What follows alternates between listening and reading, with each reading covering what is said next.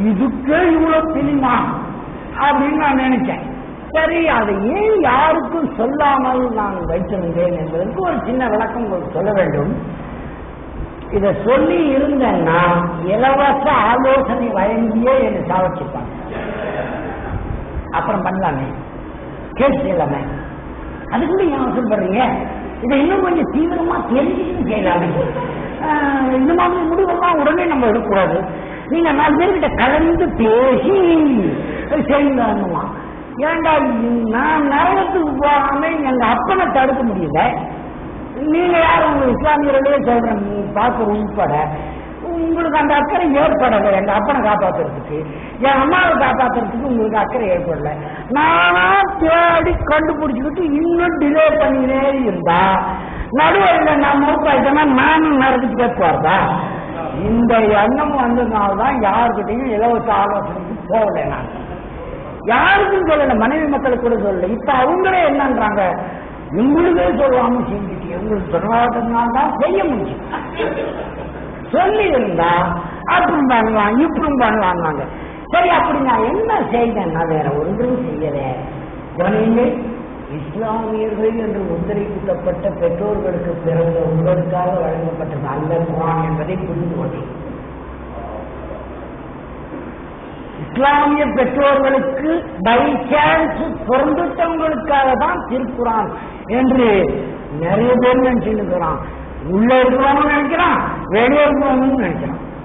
உள்ள வெளியன்றது, உள்ள இருக்கிறவங்கன்றது இந்த பொழுதுக்குள்ள இருக்கிற பெரும்பாலானவர்கள் அப்படிதான் நினைச்சுக்கிட்டு இருக்கிறீங்க. இதெல்லாம் நம்மளுக்கு கொடுத்துட்டா நம்மலாம் முஸ்லீம்ங்க மூமின்ங்க அப்படின்னு நீங்க நினைச்சுட்டு இருக்கிறீங்க. வெளியே இருக்கிறவன் என்ன நினைக்கிறான், இந்த திருக்குறானெல்லாம் எந்த பட்சம் வச்சு நம்மளுக்கு இந்த நினைச்சுட்டு இருக்கிறான் அவன். இல்லை, நான் புரிந்து கொண்டது எளிமையாக சொல்கிறேன். உலக மனிதர்கள் எல்லோருக்குமான ஒரே வேதம், இறுதி வேதம், இறைவனே இறக்கி வைத்த வேதம் நேரடியாக நமக்கு கிடைத்து அடுத்த வெர்ஷனே இல்லாம எல்லாத்துக்கும் அடுத்த வெர்ஷன் இருக்குது. ஒரு 2 வெர்ஷன் 3 வெர்ஷன் 4 வெர்ஷன் பெரியவரான இருக்கிறாரு, அவருக்கே தெரியும். தள்ளுபடி ஆகணும், தள்ளாத ஆகணும், உள்ள வந்த ஆகணும், வெளியே போன ஆகணும், புரியாத ஆகணும், எல்லாத்தையும் வச்சிருப்பான். இங்க அதெல்லாம் வந்தா கையை வரைக்கு கழுத்துல மாட்டிடுவாங்க. ஒரு எழுத்து ஒரு வார்த்தை கூட மாறாம 1600 ஆண்டுகளாக மனித குலம் பாதுகாத்து வருகிறது என்று சொன்னால் அது இறைவன் இறக்கிய இறுதி வேதமாக திருக்குறான் மட்டுமே.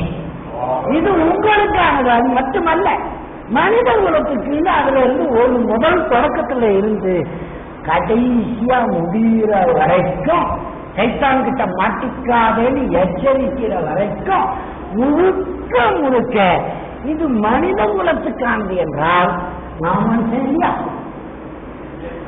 நான் மனுஷன் எப்போ தெரிஞ்சுதோ அப்பவே அது அது எனக்கு தெரிய வந்த பிறகு இங்கேதான் இப்பொழுது உங்களுடைய தலைப்புக்கு வருகிறேன். மாணவர்களே, மாணவர் அமைப்பைச் சேர்ந்தவர்களே, இந்திய தௌஹீத் ஜமாத் மாணவர் அணியினரே, உங்களுக்கு நான் சொல்ல இருக்கிற செய்திகள் வாழ்க்கையை நீங்கள் 2 விதமாக பார்க்கலாம். ஒன்று நெகட்டிவாவே பார்க்கலாம். நெகட்டிவ்னா தெரியுது இல்லையா? என்னால எதுவும் முடியாது, நான் என்னதான் முயற்சி செய்தாலும் அதான் சொல்லுவாங்க இல்லையா, என்னதான் எண்ணெய் தடவிக்கணும் மணல்ல ஒன்றாலும் ஒற்றை மண் தான் ஒட்டும்.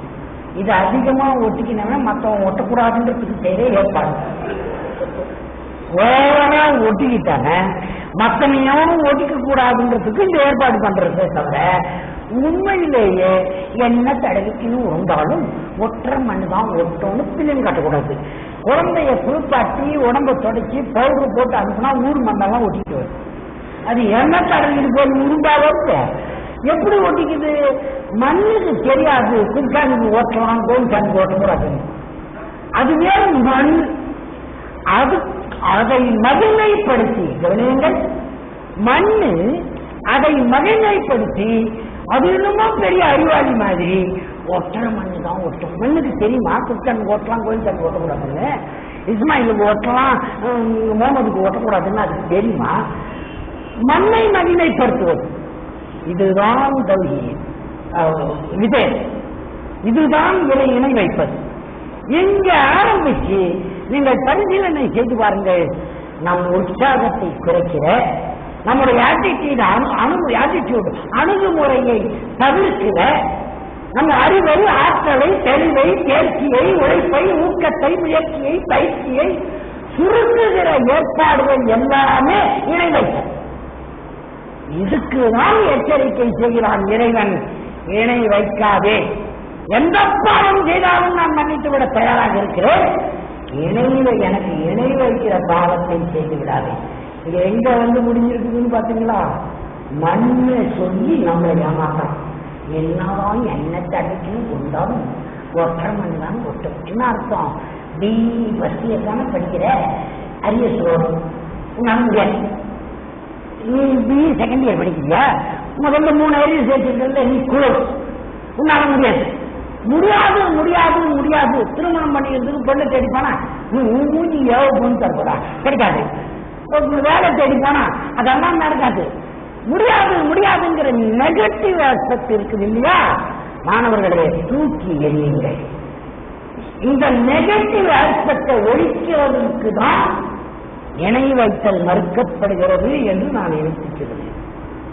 இணை வைத்தலை அது மட்டும் இல்லை, என்னதான் எண்ணத்தடைவு உண்டாகும், ஒற்றை மண்ணாகட்டும்னு சொல்ற அதே ஆள்தான் ஆட்டுக்கும் மாட்டுக்கும் வேலை அளந்துதானே வச்சிருக்கான். ஆண்டவன் இவன் தான் இன்னொரு கேள்வி கொடுத்தாங்க. ஆட்டுக்கும் மாட்டுக்கும் வேலை அளந்துதான் வச்சிருக்கான் ஆண்டவன்.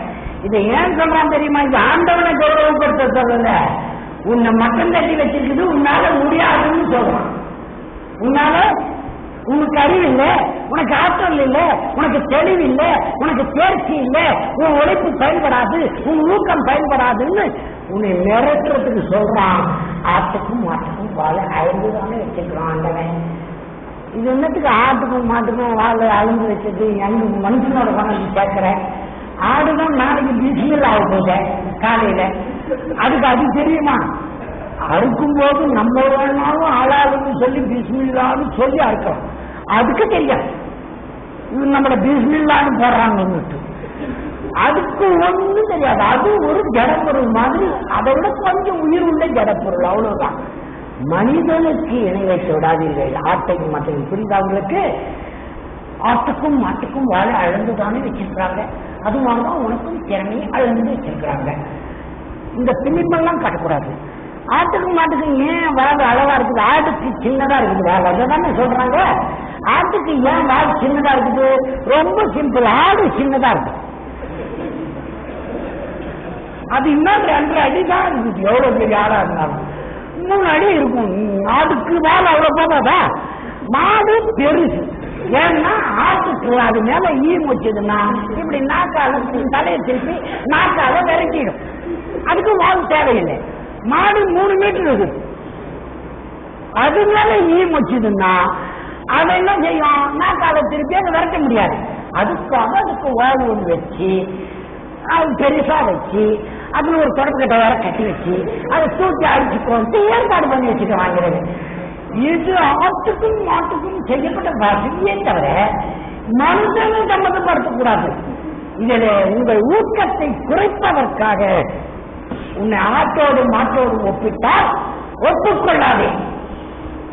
இறைவன் படைப்பு மிக உன்னதமான படைப்பு மனித படைப்பு இல்லையா? ஆதாமுக்கும் ஏவாவுக்கும் இவாவுக்கும் என்ன நடந்தது? சைத்தான் வந்து காட்டுற வரைக்கும் வெட்கத்தலங்களை அவர்கள் பார்த்துக் கொள்ளவில்லை. அது அவர்களுக்கு ஒரு அசிங்கமா தெரியல. இவனாவே அதை ஒரு வெட்கத்தலத்தை அசிங்கமானதாக காட்டி அன்றையிலிருந்து இன்றைக்கு வரைக்கும் வழிகெடுத்துக் கொண்டிருக்கிறான் சைத்தான் என்றால், அந்த சைத்தானிடத்திலே விளக்கப்பட்ட சைத்தானிடத்திலே இருந்து பாதுகாப்பை யாரிடத்திலே தேட முடியும்? அரசியல் சைத்தான்களிடமா? சமுதாய சைத்தான்களிடமா? பெரிய தத்துவ நித்யானந்தர்களிடமா? அல்லது பிரேமானந்தர்களிடமா? எவன்கிட்ட போய் சைத்தான் கிட்ட இருந்து பாதுகாப்பு தேடுறது? ஏன்னா அதுவே சைத்தான் கம்பெனி, பிரைவேட் லிமிடெட். அப்ப சைத்தானிடம் இருந்து நான் பாதுகாப்பு தேட வேண்டும் என்றால் இறைவனே ஒரு வழி காட்டுகிறான். என்னிடமே துணையை தேடு இல்லையா? சொல்றோம் இல்ல, உன்னிடமே துணையை தேடுவோம். வேற இடத்துக்கு போனோம்னா மளிகை கடையில போய் நீங்க கை காட்ட மாதிரி ஆகும். ஆட்டுக்கறியே ஈரல் வேணும், மளிகை கடையில போய் காட்டுறது ஈரல் வேணும்னு சைத்தான்களுடைய கம்பெனியில போய் இறை மார்க்கத்தை தேடாதீர்கள், ஆறுதலை தேடாதீர்கள், துணையை தேடாதீர்கள். அப்ப என்ன தேடுவது? தெளிவா இறைவன் சொல்லியிருக்கிறான். மீண்டும் சொல்கிறேன், இஸ்லாமிய பெற்றோருக்கு பிறந்தவர்களுக்காக மட்டுமல்ல, உலக மாநிலம் அனைத்துக்காகவும் சொல்லியிருக்கிறான். அனைவருக்கும் இது ஒன்றுதான் வழி, எனக்கும் அதுதான் வழி என்று நான் புரிந்து கொண்டேன். இறைவன் அமைப்பில, இறைவன் ஏற்படுத்திய அமைப்பில மனித குலம் 2 பிரிவாக தான் இருக்கிறது. ஆண் பெண், படித்தவர் படிக்காதவர், பணக்காரர் ஏழை, பேச தெரிந்தவர் பேச தெரியாதவர், வீச தெரிந்தவர் வீச தெரியாதவர், இந்த பிரிவெல்லாம் கிடையாதுங்க. இறைவனை அவன் நாடி, இறைவனே நாடி இறைவனை ஏற்றுக் கொண்டவர்கள், இனிமேல் ஏற்க இருக்கிறவர்கள். 2 பிரிவு தான். இறைவனை ஏற்றுக் கொண்டவர்கள், இனிமேல் ஏற்க இருக்கிறவர்கள். அது எந்த இறைவன் என்று தெளிவு வராத வரைக்கும் மாடு ஊர் சுற்றுது, மேயுது. எந்த இறைவன் தெரிஞ்சுக்கிட்டதுன்னா மனுஷனா மாறுது. இவ்வளவுதான். சரி, வந்துவிட்ட பிறகு, இறைவனை அறிந்த பிறகு நமக்கு என்ன நடக்கிறது என்றால், இறைவனத்தில் ஈமான் வந்துவிட்ட பிறகு நமக்கு வேறு எதென்றும் எளிதாக நம்பிக்கை வந்துவிடும். யோசிங்க, நம்ம மேல மற்றவங்களுக்கும் நம்பிக்கை வந்துவிட்டு, நமக்கும் இறைவன் மீது நம்பிக்கை வந்துவிட்டால் நமக்கு நம்முடைய அறிவில், ஆற்றலில், தெளிவில், தேர்ச்சியில், உழைப்பில், ஊக்கத்தில் நம்பிக்கை வந்துவிடுகிறது. இதற்கு சில வழிகளை தான் இறைவன் ஏற்பாடு செய்திருக்கிறான். காலையில 4:45 எழுந்துக்கோ, குளிச்சு எழுச்சி உணவு பண்ணிட்டு ரெடி ஆகி பாம்பு சத்தம் கேட்ட உடனே ஓடிப்போ, குனி நிமரு தலையிலே அவன்கிட்ட அவன் கற்பித்த மொழியில் அவனை புகழ், அப்புறமா உனக்கு தெரிஞ்ச மொழியில உன் தாய்மொழியில் அவனை வேண்டிக்க, எழுந்துரு, நீந்துரு, குஞ்சிரு, 2 ரக்காத்து 4 ரக்காத்து, இந்த ட்ரைனிங் எல்லாம் எழுதி கொடுக்குறான் தெரியுமா? இயற்கையில் மனிதன் சுறுசுறுப்பு மிக்கவன், சுதந்திரமாகி கொண்டிருக்கிறான்.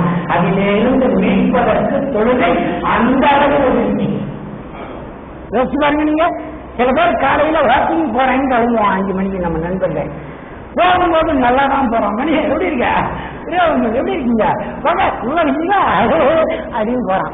வரும்போது இந்த ஏரோப்ளேன்னா இல்ல என்னடா இருந்தாக்கா இவர் எனர்ஜிக்காக வாக்கிங் பண்ணிட்டு வர்றாரு. இப்படியா வாக்கிங் பண்றது?